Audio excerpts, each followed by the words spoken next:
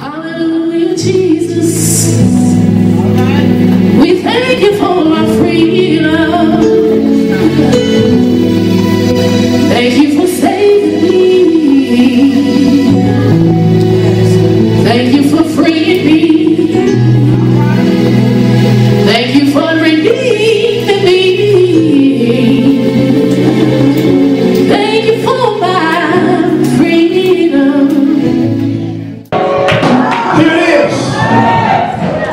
The will has the power and the authority to bypass personal breakthrough. So when the apostles got in jail, they didn't spend time praying for deliverance. They just hung out with God until deliverance happened. They didn't spend time trying to cast out every demon because they understood that when I'm in the will of God, there's nothing that the enemies of hell can do against me anyway. So I'm not going to waste precious prayers on demons when I can be adored by God. That's allowing me to be sustained in the middle of my terrible situation that I'm going through, because I am in a place now where the will of God is feeding me and I'm no longer hungry.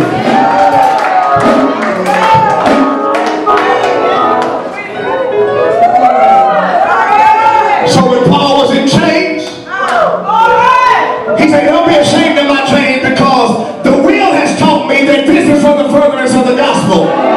See, the will knows how to bring explanation to your situation. And when God gives me an explanation to say, listen, you are in chains now, but there's still another place you must go, I don't worry about being in chains, because you already told me that I'm not going to be here too long.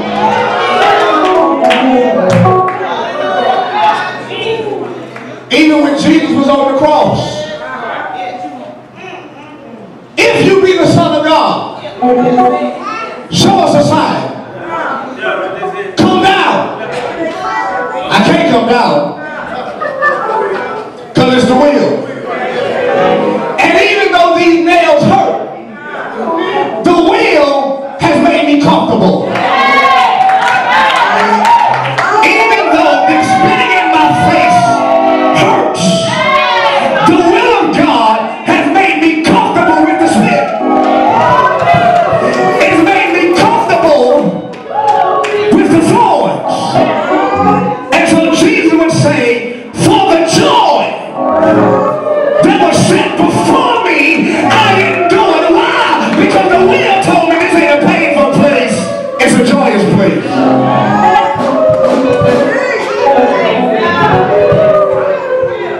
I'm trying to feed you according to the will. Somebody say the will.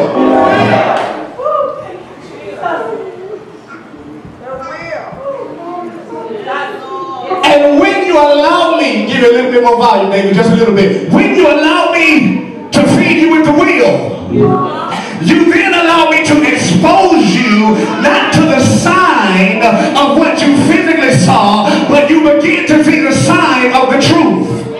You begin to get to a place to where you begin to see me and recognize me for who I truly am. And so in the beginning of John, John made a declaration and said that in him, I'm going to quote it in the original Bible and language the way that it says, what came to being in him was life.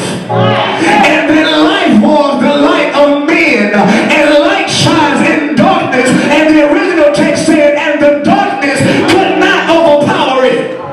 So Jermaine, what are you saying? Literally what I'm trying to get you to understand is,